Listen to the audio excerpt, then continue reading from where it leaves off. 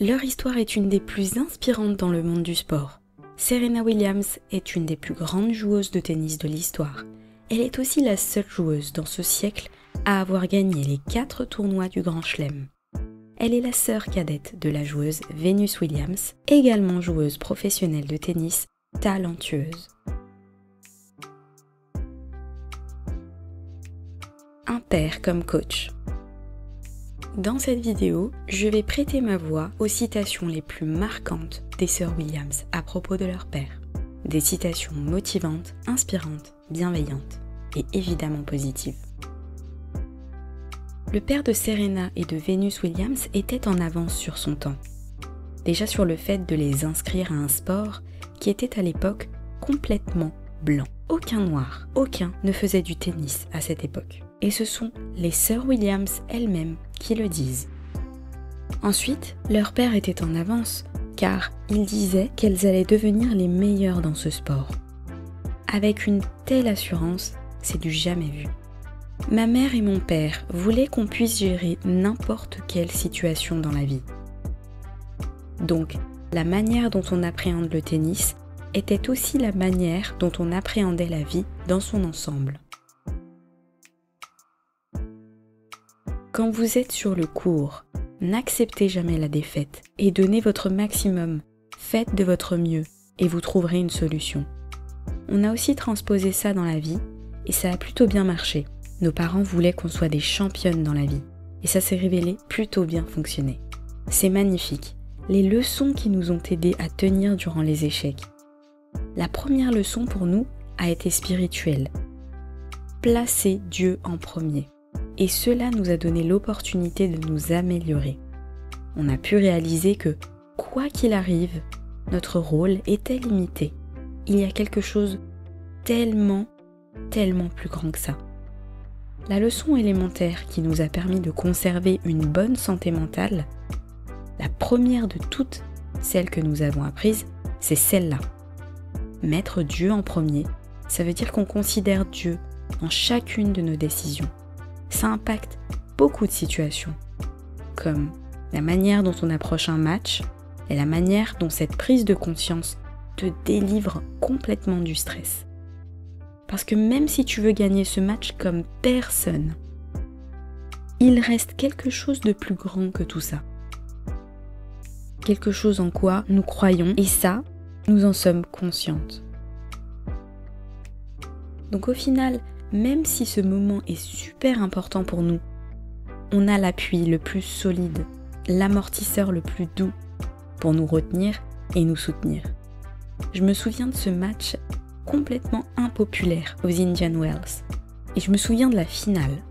Serena Williams contre Venus Williams. Imaginez-vous le face-à-face des sœurs dans un tournoi international de tennis.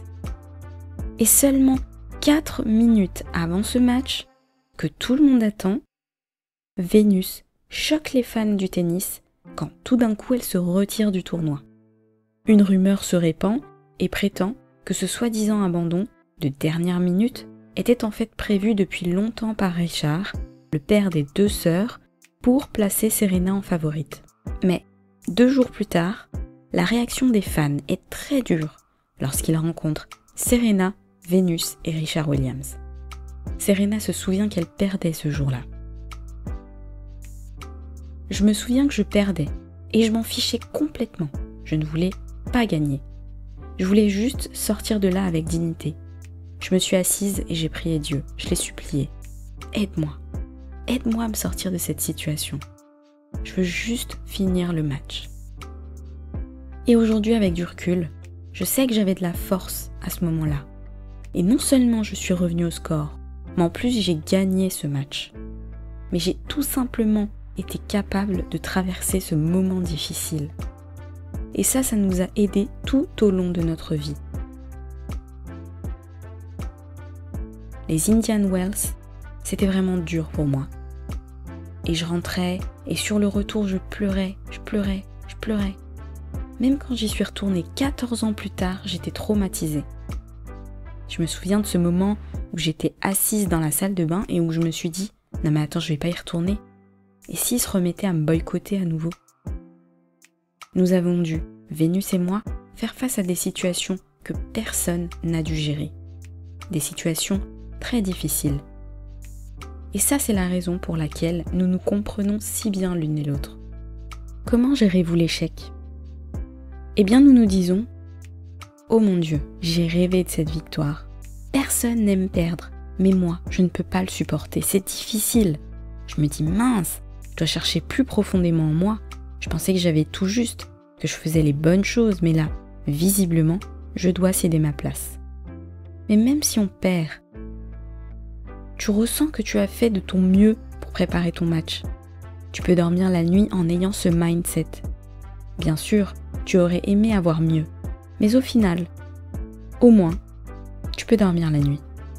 Je crois que la leçon la plus puissante que j'ai apprise de Serena, c'est que j'avais du talent, mais il me manquait ce supplément d'âme pour dépasser mes limites. En regardant Serena jouer, j'ai appris à avoir ça.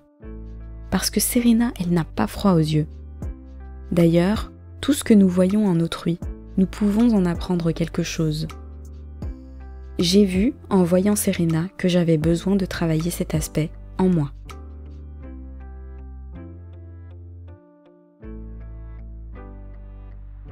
Richard Williams était un père qui était toujours en avance, toujours dans un nouveau business, toujours une nouvelle idée, et toujours à abattre les murs les uns après les autres.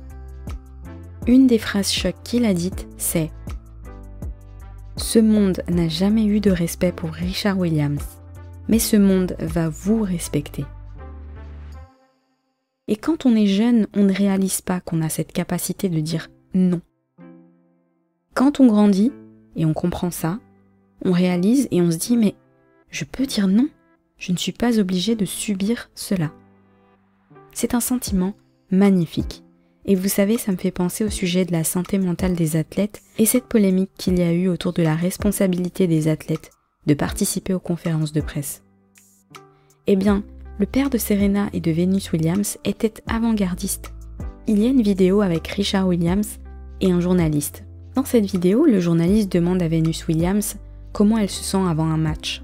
Venus Williams répond qu'elle sait qu'elle peut la battre. Elle sait qu'elle peut battre son adversaire. Et là, le journaliste lui répond « Tu sais, tu as très confiance en toi ». Et Venus lui répond tout naturellement « Je suis normale, je vois ça facilement, je ne vois pas une difficulté spéciale dans ce match ». Et le journaliste revient à la charge en lui demandant « Pourquoi ?» Et là, Venus lui répond « Parce que j'y crois ». C'est là que le père de Venus Williams intervient. Il va recadrer cette interview et il va dire au journaliste « Laissez-moi vous dire, elle l'a dit, elle vous a répondu avec beaucoup de confiance la première fois, mais vous continuez d'insister et à vouloir la faire douter d'elle-même. Vous ne pouvez pas sans cesse l'interrompre. Je veux dire, si vous n'arrivez pas à comprendre que vous interviewez une petite fille de 15 ans et que cet enfant jouera encore au tennis quand votre vieille peau sera sous terre, on s'arrête ici. » Venus Williams commente cette vidéo en disant « Je savais que ça allait arriver. Je le voyais venir, mais eux ne le savaient pas. Ce qui m'a plu, c'est que je continuais à répondre aux questions, parce que nous étions sous pression avant. Mon père nous entraînait à répondre à des questions comme « Pourquoi ?» On est préparé depuis longtemps à ce genre de questions, et à la pression à laquelle on devrait faire face dans la vie. Notre père nous disait « Vous ne pouvez pas dire « je ne sais pas ». Avant même de commencer à faire ce genre d'interview, ou avant d'entrer dans une classe, ou n'importe où, il y a de la pression partout dans la vie. Cette interview est un bon exemple de comment on doit se protéger, mais aussi de comment on doit être prêt pour le monde.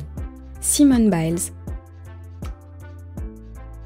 célèbre gymnaste américaine, a dit « L'impact que Serena a eu, pas seulement dans le sport, mais dans la vie, c'est énorme. Ça a eu un impact énorme sur ma carrière. Les sœurs Williams ont ouvert la voie pour les athlètes noirs et aussi pour les femmes noires. Je ne pourrai jamais assez les remercier et je suis reconnaissante de les avoir comme modèles. Je souhaiterais les avoir comme amies, mais je suis une grosse fan d'elles. Si je pouvais avoir un conseil de Vénus et Serena, ce serait « Comment continuez-vous à avancer, en particulier quand vous avez besoin de faire une pause mentalement ?» La réponse de Serena et de Vénus a été la suivante. Simone est une gymnaste et son grand moment a lieu tous les 4 ans. Nous, notre grand moment a lieu 4 fois par an. Je me souviens une fois en 2006, j'ai fait un break de 1 an. Parfois, durant les grands chelems, je pousse peut-être trop loin et je pense qu'il faut équilibrer. Parfois, je me prends un moment pour moi et je me repose. C'est ma préparation mentale pour le jour d'après. Je crois que le plus important, c'est comment je veux me souvenir de ce moment. Comment je veux gérer ce moment. Dans 10 ans, si je regarde en arrière, comment je me sentirai à propos de ça? Je me suis posé exactement la même question. Comment vais-je me sentir dans 10 ans en me souvenant de ce moment? Et est-ce que c'est un souvenir qui aura de la valeur? Je crois que la vie est faite d'échecs, et c'est ok. Ce qui fait la différence au final, c'est le fait d'accepter l'échec. C'est de pouvoir se dire, oui, tu viens d'échouer, et c'est pas grave. C'est vraiment le fait d'accepter l'échec. Parce que lorsque tu regardes en arrière, les 10 dernières années, même si tu as échoué, mais tu sais que tu as tout donné, eh bien c'est parfait. Et à chaque fois que j'échoue, j'apprends de ça. J'apprends de mon échec. Et essaye toujours de rebondir. Et je crois que parfois, les gens qui ont goûté à la victoire développent une peur de l'échec. Mais ce n'est même pas un échec, c'est comme si tu glissais, puis tu te reprends, tu te relèves. C'est comme ça que je le vois. Peu importe ce que les autres pensent, quand tu ne t'en soucies pas, tu t'en libères. Tu deviens si libre que tu deviens réellement qui tu es. Je pense que tu dois toujours faire une introspection et te poser cette question. Est-ce que tu es emprisonné par ce que Pierre, Paul ou Jacques pensent de toi? Qu'est-ce qui compte vraiment pour toi? Serena ajoute, les gens qui critiquent, moi je ne les entends même pas, car je n'y prête pas attention. Tous ceux qui te critiquent gratuitement sont soit jaloux ou malheureux, ou bien ils t'envient et aimeraient avoir ta vie. Tout ce que tu dois soigner, c'est toi-même. C'est tout ce que tu peux contrôler. Tout le reste autour, c'est du blabla. Tu ne dois pas y prêter attention. Je vois même ça de manière positive. Ça veut dire que je fais quelque chose et que ça te dérange. C'est le monde dans lequel on vit qui est comme ça. Mais à la fin de la journée, tu rentres chez toi, tu ne les entends plus. Je suis trop forte pour filtrer ce genre d'ondes négatives. Je n'entends que des choses positives. La mère des sœurs Williams dit « Richard Williams est venu me voir un jour et il m'a dit « Faut qu'on fasse 2 enfants et elles seront les joueurs de tennis numéro 1 et numéro 2 au classement mondial. J'ai un plan de 78 pages et je compte bien le mettre en œuvre. Et je ne sais pas comment j'ai fait pour y croire, mais j'y ai cru et je l'ai suivi. C'est complètement fou, mais il a su me convaincre. C'était un bon vendeur. Il était bon vendeur et en avance sur son époque. Ce que je veux, c'est que vous compreniez à quel point c'est fabuleux. Cette famille savait que cela allait arriver. Ils croyaient sans avoir le moindre doute. Et toute la famille Williams s'est mise en marche pour y arriver. Le succès des sœurs Williams est une affaire de famille. On ne ratait jamais un entraînement. Ça, c'est la ténacité de mon père. Ne jamais abandonner et ne jamais s'arrêter. 6 jours par semaine, qu'il pleuve ou qu'il neige, c'était sors et va poursuivre ton rêve. Donc, on ne faisait pas que d'en parler, il y avait une exécution du rêve. Et sur cette partie, ma mère était très critique, car mon père était visionnaire. Il avait une vue d'ensemble, vous voyez. Ma mère disait que si ça devait arriver, on allait le faire ensemble. On devait le faire ensemble. Autrement, ça ne peut pas marcher. Si une personne de la famille fait telle chose et une autre personne dans la famille fait telle autre chose, ça ne marche pas. Tu ne peux pas y arriver comme ça. Ça devait être un effort massif et fourni par nous tous. On devait tous travailler dans la même direction. Et ensuite, on devait travailler ensemble. On devait s'assurer que le rêve se concrétise. Après, la chose la plus importante, c'est pas de doute et pas de peur. Donc j'ai jamais douté. Quand les gens disaient « elles croient qu'elles vont y arriver », quand les gens sont dans cet état d'esprit, éloigne-toi d'eux. Tu peux aller de l'avant et te rapprocher de ton but. On avait un but. Ce n'était pas l'argent. C'était juste un mode de vie qu'on voulait pour nos enfants. Et on voulait pour elles un avenir meilleur. Ça ne faisait aucun doute. On ne se demandait jamais « est-ce qu'on va y arriver ?» C'était plutôt « ok, dès qu'elles auront tel âge, voici ce qu'on fera. » On ne se demandait jamais « est-ce que ça va marcher ?» Ça ne pouvait pas ne pas marcher. On était sûr que ça allait arriver. Je crois que nos parents nous ont lavé le cerveau. Et on était sûr que ça allait arriver. C'est super intéressant car, c'est ce que je dis souvent, les pensées ne sont que des pensées. Et si on a la volonté de les changer, on peut, avec de l'entraînement. Mais une fois qu'on a réussi, on peut vraiment débloquer un potentiel en nous-mêmes. On avait toujours l'assurance, la certitude que ce qu'on attendait allait se produire. Par exemple, on nous a toujours dit qu'on serait capable de faire ce qu'on aime faire. Et on y croyait. Car quand t'es un enfant, tes parents sont ton plus grand modèle. Tu les crois, quoi qu'ils te disent. Lorsque nous avons déménagé à Campton, la maman des sœurs Williams était effondrée. Elle nous raconte « Je n'avais jamais vécu dans un quartier aussi sensible auparavant. Mais vous pouvez grandir de chaque étape. Et c'est de là qu'on puise notre force. On doit avoir des fondations. Car c'est ce qui nous rend forts. Aujourd'hui, les gens attendent que tout leur soit servi sur un plateau d'argent. Donc, on a grandi à Compton, mais on avait tout ce dont on avait besoin. Même si ça tirait dans les rues. Donc, pour finir, j'aimerais dire que peu importe d'où on vient, ce n'est pas important. Ce qui est important, c'est ta valeur, tes valeurs. Ce sont les choses les plus importantes et les plus belles. Cette vidéo est terminée, mais il est grand temps de prendre un nouveau tournant. Reprends ta vie en main en 203 jours, soit 29 semaines, grâce à 76 vidéos, un cahier pratique, 22 exercices en 6 modules. De l'estime de soi au changement des habitudes. Accède à un programme détaillé pour garder le cap. Pour en savoir plus et rejoindre le programme, clique sur le lien en description.